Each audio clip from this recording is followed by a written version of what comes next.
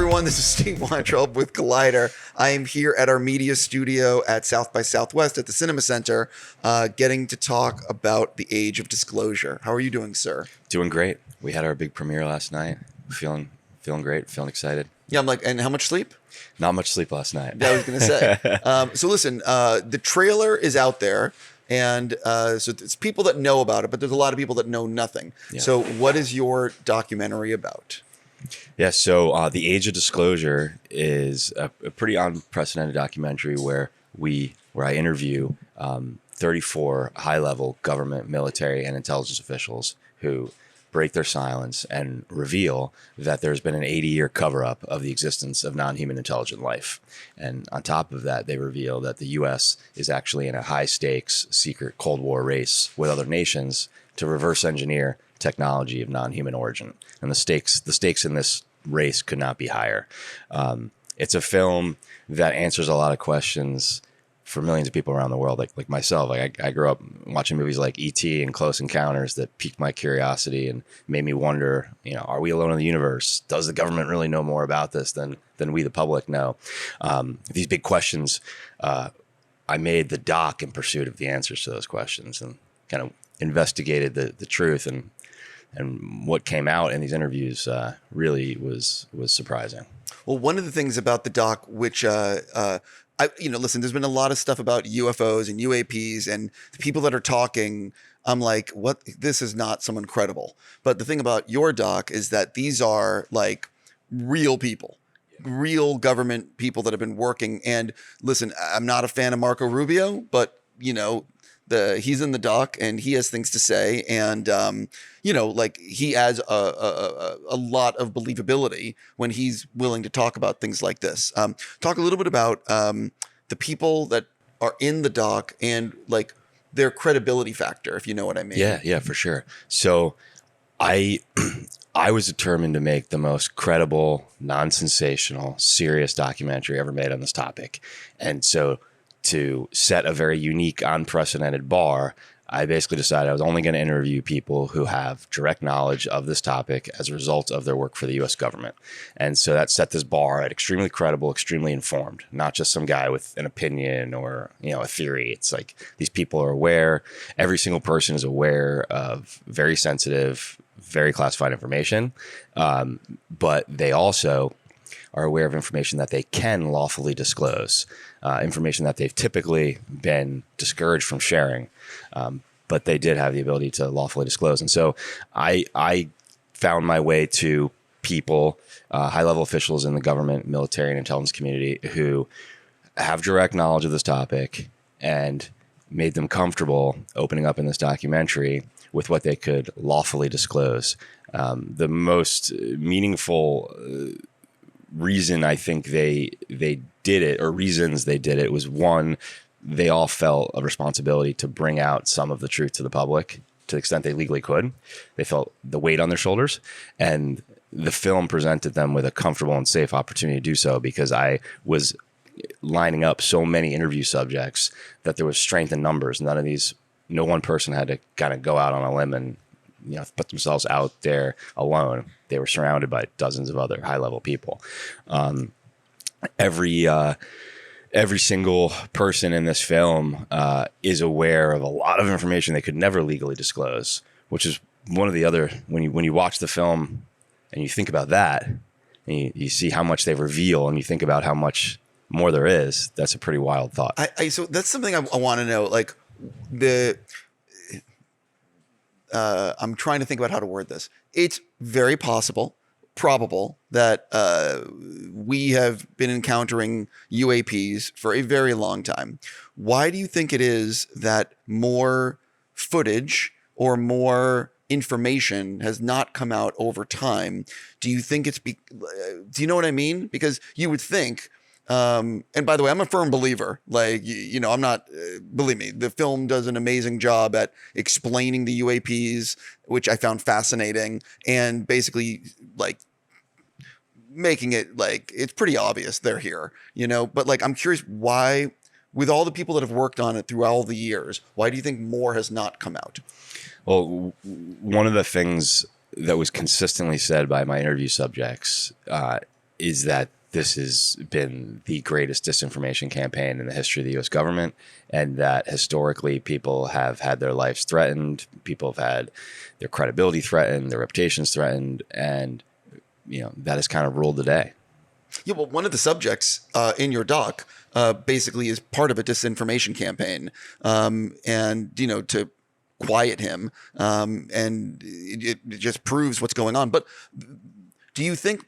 Like, and maybe someone you spoke to told you this, but like, there's obviously people in the government who are part of a camp, researching all this. How many people do you think are actually working on UAP stuff in the government? Like, anyone tell you? I think there's a lot more people touch this topic day to day than the public has any awareness of. But a good analogy would be, thousands of people worked on the Manhattan Project and no one knew about it.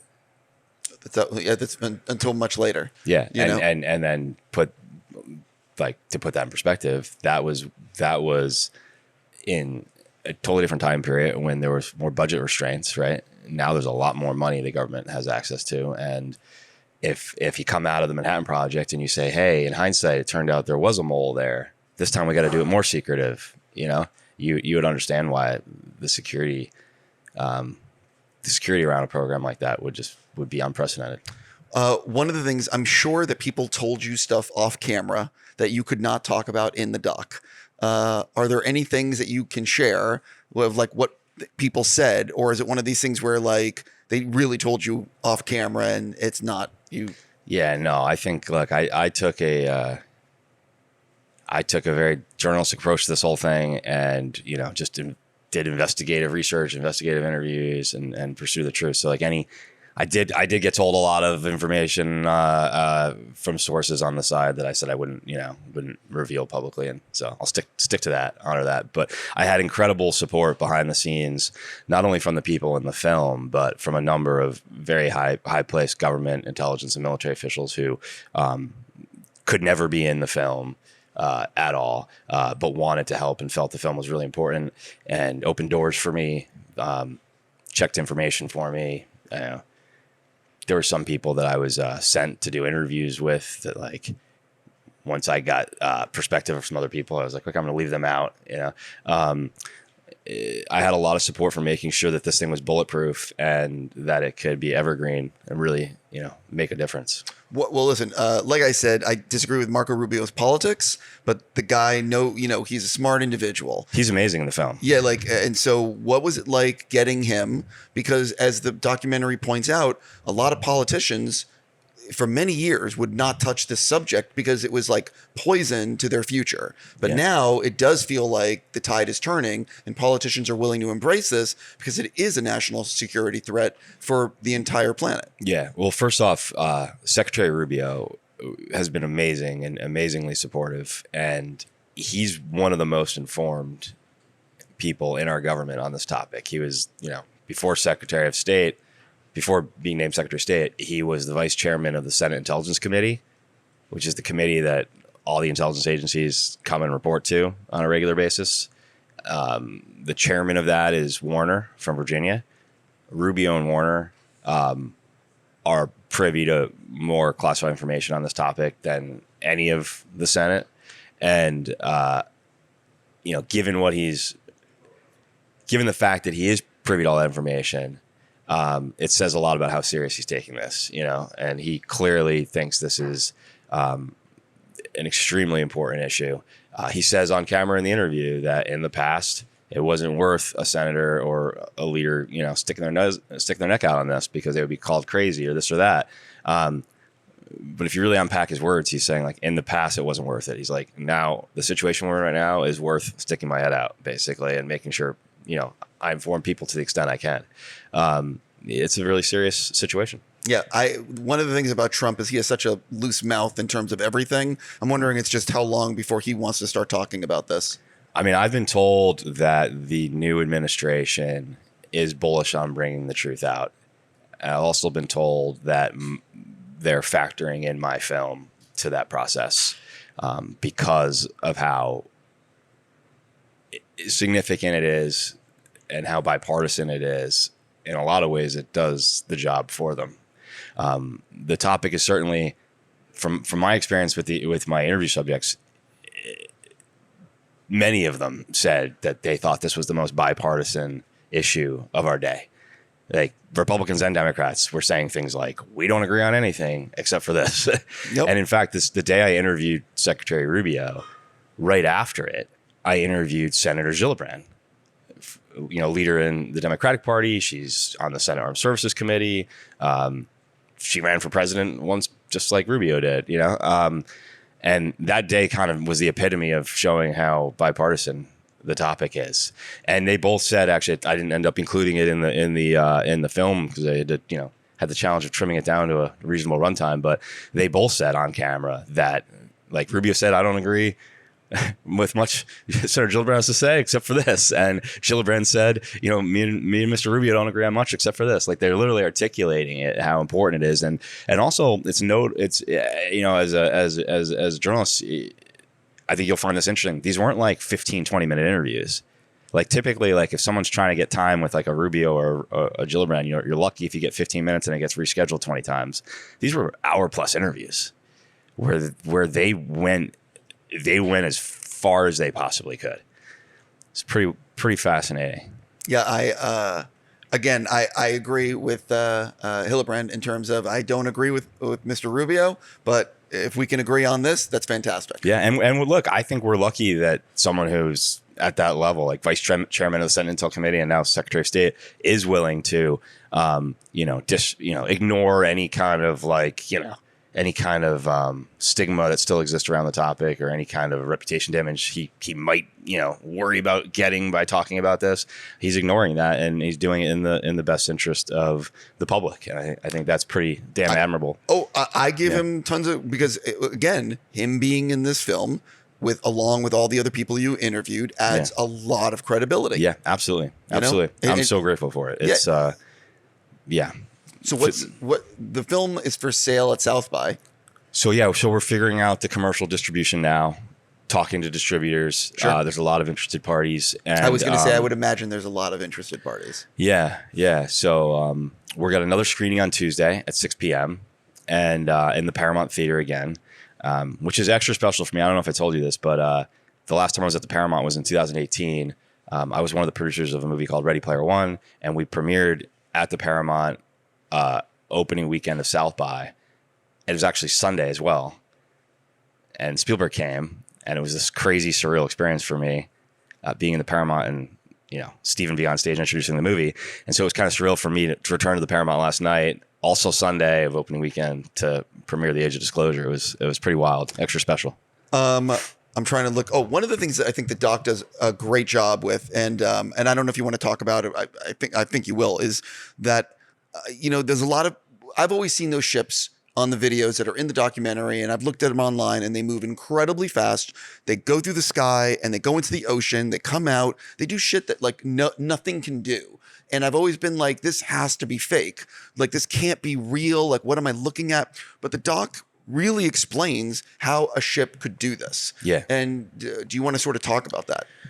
Well, one of the things in the film that I'm really proud of is two of the chief scientists from past government and UAP programs break down in the film in a really digestible way how this UAP technology works and why this technology is able to do what it does. And it was a really challenging scene because when I filmed those interviews, at first they were talking in a way that, they were talking at a science level that the average person wouldn't be able to follow. And we kept running through it, and I kept thinking about just normal people like myself and my friends and family I grew up with in Jersey, and can your average person think about follow this? And eventually we ran through it a bunch of times, and it became the scientists became very quickly got to a place of explaining it in a way that's so digestible and really makes sense. And I'm really proud of that. It's a key scene in the documentary, I think. Oh no, 100%, because it basically explain. It is. I don't want to say it's the absolute explanation, but it's a possible explanation, because it is possible that there's something else going on that we don't know, but your film makes it so it's science explained. Yeah. You know? Yeah. Yeah. Yeah. I think that my takeaway from my interviews was that they are confident this is exactly how this technology is working. That was my takeaway. One thing, it's interesting. I'm curious how as a viewer, how this registered. I really went out of my way to make sure like I wasn't present in the film at all. Like you don't hear me, you don't see me. But obviously, like when I'm filming, I'm the one asking the questions and everything. And my goal for that was to leave it only just, these extremely credible people and not try to inject my opinion into it. Right. Because my opinion doesn't really matter. Right. I'm basically the audience. By I'm the way, asking. that's 100%. Like it's 100% true. Yeah. Because it's them carrying the weight. Yeah, exactly. So like, and I'm just like the audience. I'm a guy with a bunch of like big questions. Right. So, yeah. So it's less about what I think they were saying, but they definitely made it clear to me that this is how they think this technology works based on whatever knowledge they have. So I am curious. There is, listen, I really enjoyed this doc. I want to be very clear about this, but I do think that there's going to be some people, not me, who are going to say like it's all people that are very like that are believers that that think this is actually happening, and which I firmly believe. But was there any thought to being like having someone trying to sort of deny what they're saying, like show the other side of it? Or does this make any sense? Yeah, I don't really view it as an other side, Or like, you know what I mean? Showing the disinformation campaign, if that makes any sense. No, because really it's just not what the movie's about. Really it's about like, hey, there are these people in the world who, as a result of their job, have learned information that the average person would consider a paradigm shift, right? And all I was doing is creating a comfortable situation for those people to share with the world what they legally could. And it wasn't about like, hey, I want you to share this, and then I want to, challenge what you're saying or tell you you're a liar. That's I don't know. I feel like kind of negative intentions, but I just wanted to create an environment for these guys to speak up and comfortably share their truth. The other thing to remember is like these people, what would they have to gain by making this up? What would the Secretary of State have to gain? Oh, by the way, no, totally. I think that this is more me playing like the devil's advocate and being like for the people who are, you know what I mean? Well, there's people who are just always.